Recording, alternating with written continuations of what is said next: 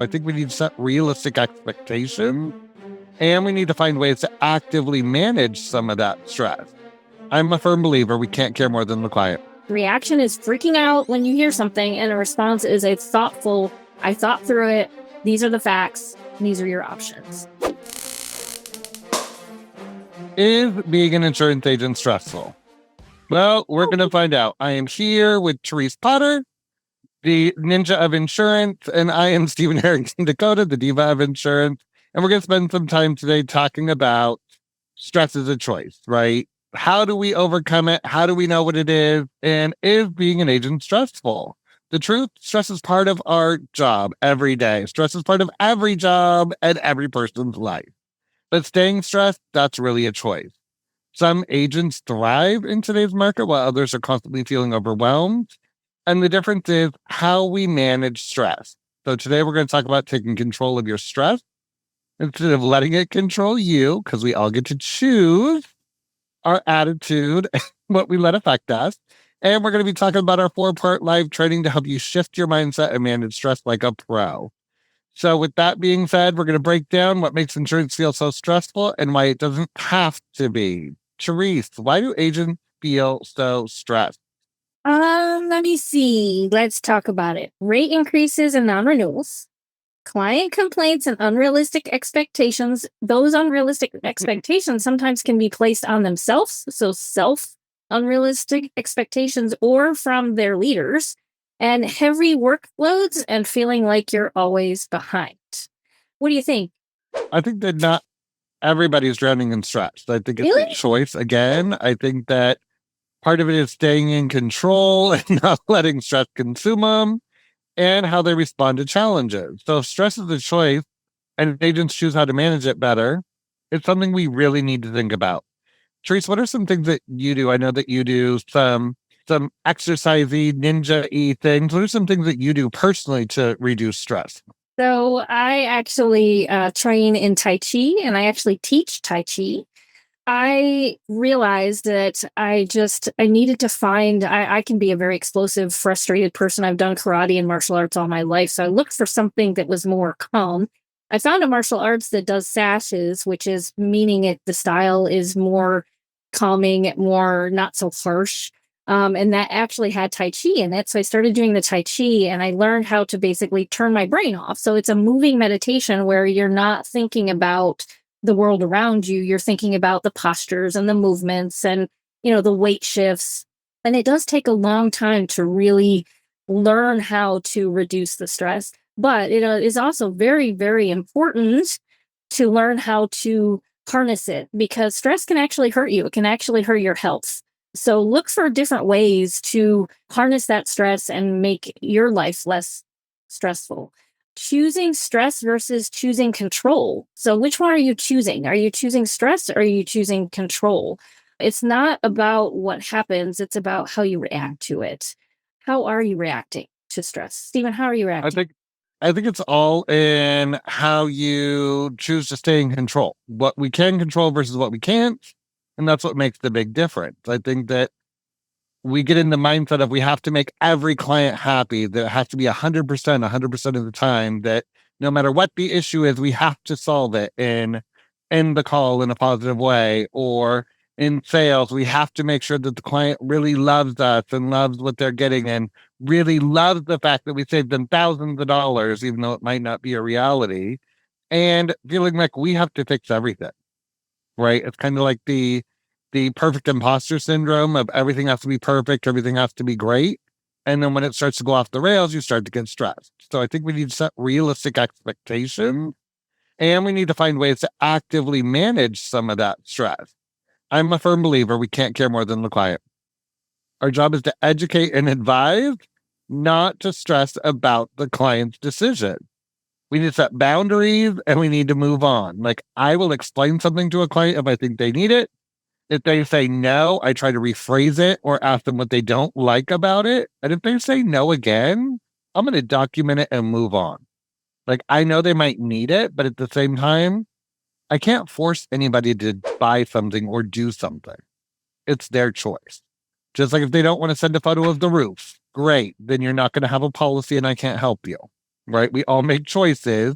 I can't control everyone and everything. So we need to set boundaries and we need to move on when needed. We need to know that the client's first reaction is not about you. It's about something, the policy or whatever. It's not you.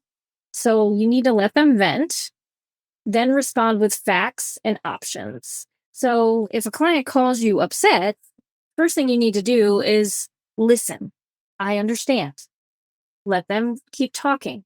When they're done talking, then you bring out the facts. So if the person calls back and says, I don't have any home coverage, what are you talking about? I don't have any home coverage. And Steven says, well, I called and asked for the picture of the roof, and you chose not to send that picture of the roof. That's a fact. We do not have the picture of the roof.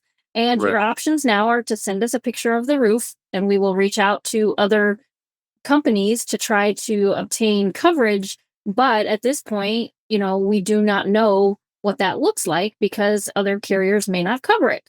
Those are facts. And here's the options. This is what we're going to give you. So, and we need to make sure we're responding instead of reaction. There's a difference. Reaction is freaking out when you hear something, and a response is a thoughtful, I thought through it. These are the facts. These are your options. Then we need to stop borrowing problems from the future.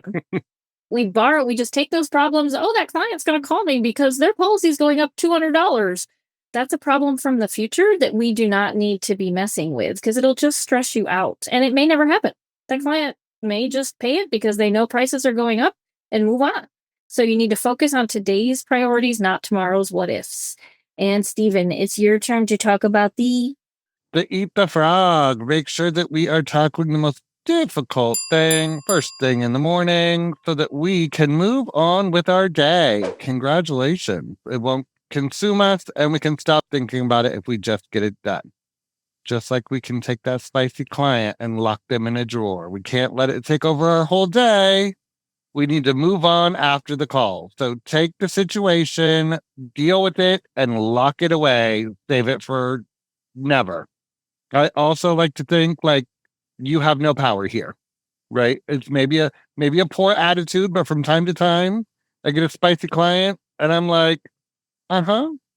And I will listen and I will solve their problem. But in my mind, I'm like, you have no power here. I am the professional. I'm the one that knows how to handle the situation. Just because you want your insurance to be free and for me to send you $1,000 rebate doesn't mean it's going to happen. So let me set some expectations. Let me tell you the truth. And then I move on. And that also helps with the factory reset. Sometimes you just need a reset. Step away, take a breath, get a cup of tea, walk in a circle around your desk, take a lap around the building, whatever it might be. Go to your car, scream into a pillow. I don't know. But you got to find what works for you so you can come back refreshed and handle the next situation. Things are going to come up. We just have to be able to handle them. So, what are some things we could do to reduce stress with the team, Therese? How can leadership create a less stressful workplace? Set realistic expectations. Don't overload your agents. Define clear job roles and reasonable workloads. Lead with a positive attitude. You'd be amazed at how different it is when you run an agency with a positive attitude because negativity is contagious. If leadership is stressed, the whole agency feels it. You need to support work-life balance. Encourage agents to step away, take breaks, and unplug after hours. Influencing an agent to work 24/7 and answer the phone all the time is not productive. That is not work-life balance. So you need to stop doing that and let people unplug. And then invest in stress management training. Give your team the tools to handle stress before it leads to burnout.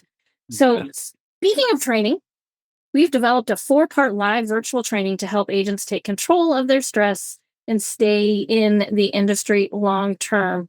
The 4-part series, what is it about? It's called Cool, Calm, and Covered.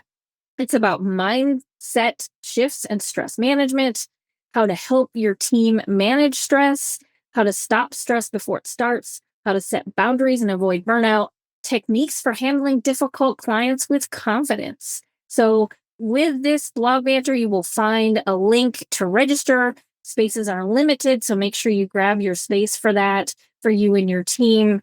And before we wrap up, let's do a quick recap. So what did we talk about today? We challenge the idea that stress is unavoidable in insurance. We're telling you it's not.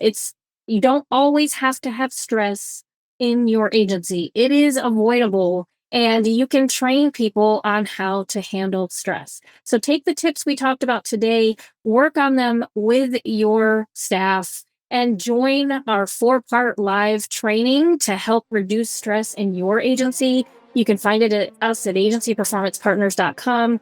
The link will be here, so make sure that you check that link out for that 4-part series. Thanks for listening today. Make sure you stay calm, stay covered, and we'll see you next time. Thanks so much, Stephen. Thank you. Take care.